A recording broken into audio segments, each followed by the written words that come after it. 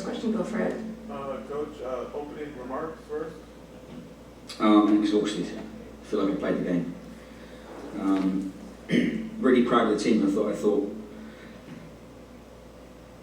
thought we deserved more from the game than we actually got, but it was also our responsibility to put them away, and I thought we had enough chances to do that. So just a little bit of detail, a little bit of quality at the right moment would have given us the win, but I thought the team was outstanding. It only looked like there was going to be one team on the field that was going to win, and that was us. It might well be the worst refereeing performance I've seen in 11 years in the league. I'll say that. You were talking earlier this week about how you guys were laser focused to get the third clean sheet. You guys still got a point. Just your thoughts on, the draw. Yeah, I don't remember a lot of opportunities. I know Lynn had one in the second half where they cut the ball back and she hit it out. Jane, I don't remember a ton of opportunities where Jane's had to make any saves, and she's had to do that in previous games. Yeah, I mean, the penalty is incredibly soft. Right? I think the reason, I'm not sure what the time was, 5 or 6 minutes on VAR. So for me, if that's a penalty, how is the foul on Sophie at the other end playing the game not a penalty? How is the handball on Mandy Freeman not a penalty? We fill out a report every week about the refereeing performance, and we submit areas of the game where we think are particularly game-changing moments, and the only response we get back from Pro is that the referee made the right decision.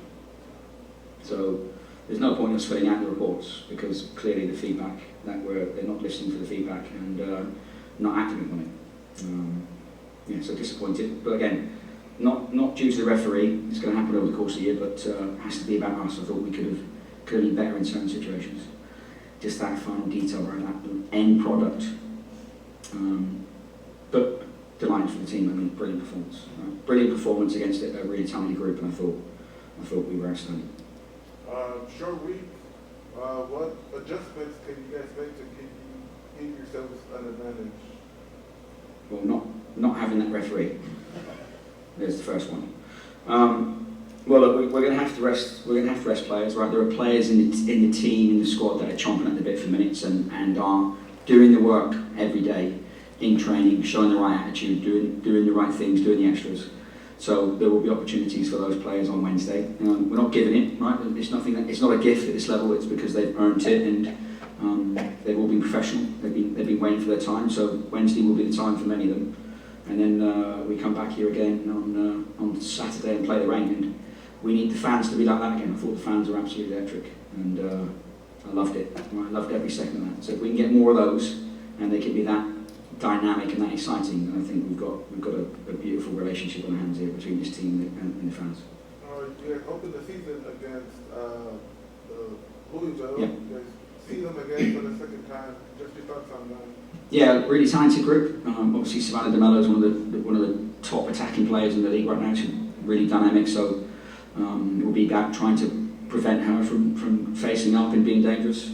They've got some clear patterns of play that I don't think we did a good enough job in the last game against them. So trying to stop that, but being ourselves, right? Those players that play Wednesday taking advantage of the opportunity to play in a game. We're going to Louisville to win, right? We want to win the Challenge Cup. Thank you. Obviously, the referee was, in my opinion, pretty bad, and the referee actually dictates the play of the match. And you seem like you pointed out to the ref, like points that were bad, and she gave you a yellow card. Why was that, and how did that take place? Well, I just asked her when she was reviewing the goal, why she allowed the opponent players to harass her and be close to her when she was checking the screen. So that's why I started to walk over towards the screen. I walked into the field and said, well, and the reply was, we asked them not to be there. And the players continued to stay, so I asked them what the consequences of that were. And then she gave me a yellow card. So if the rule is in place that you're not allowed to surround the TV screen when the referee is checking a VAR moment, if players continue to harass you, why are there no consequences for that? And for the coach that sent them over. So that's my frustration, right? Is it a rule, is it a policy, is it a grey area, I don't know. But I know, I'm pretty sure that's not permitted. Asking them to move away and them not moving away is, remains to be seen. On the positive side, you guys got possession of most of the match. And, I would have it, since 3 or 4 goals have been scored for you guys. Yeah. I thought we were dynamic. Yeah, I thought we've got different types of players in that front line, different types of profile, and we are a threat in behind the opponent for sure. We're a threat in the box from crossing situations. We're a threat from second line of midfield players like Anderson and Schmidt. I think we are going to be really disappointed when we watch the film back tomorrow and say, how have we come out of this game with 1 point? With a short week and playing in this heat, it has to be a strain on the players. Yeah, it's difficult. That's one of the reasons we've got a 24-player squad, right? It really, a lot of credit down to the medical staff and the performance staff for getting the players in a position to be recovered and to be prepared for games, but also down to the professionals of the players of ticking the right boxes and doing the right things. This is our job after all, right? And our job is to be ready to play at the highest possible level come game day, and every day we train. Right, thank you. We'll take some from Zoom. John, go for it.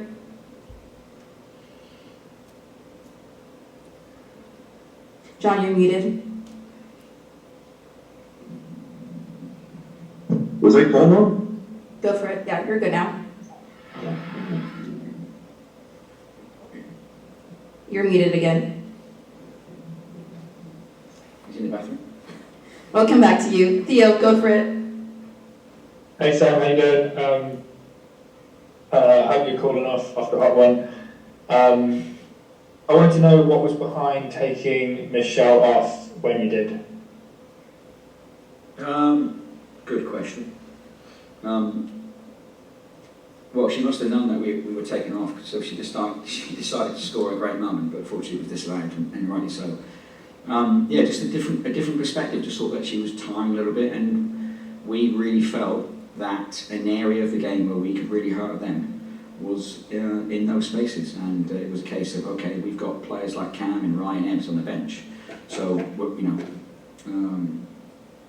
Sanchez or Donez and Alozie are going to run at you for 60 minutes, and then we're going to throw those 3 on and up the level and up the tempo a little bit. So thought Cam got into some really good situations. I think one of the runs that Michelle made to get in when she was 1v1 with Abby Smith was outstanding. So just starting to see a little bit of fatigue in their players, and then it was right. Okay, let's go up a level now. Right, let's to coin a term from the Karate Kid, let's sweep the leg and let's really bury him.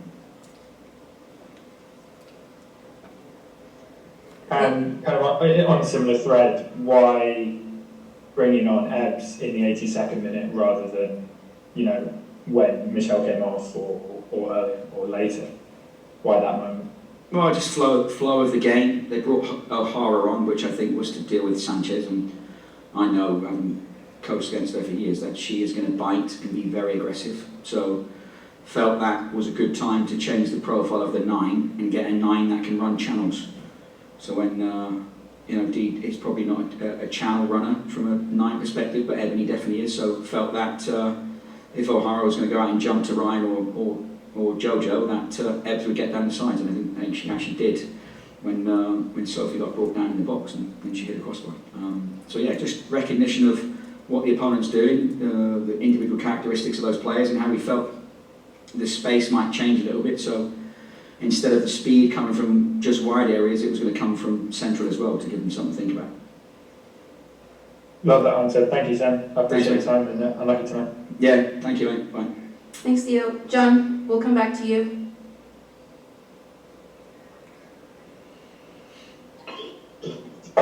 Sam, Maria with her goal tonight. She's got 3 goals and 3 assists now. She's only one of 4 players in NWSL who's able to do that. So just talk about how she's able to continue to produce, whether it's been scoring or assisting, setting up her teammate.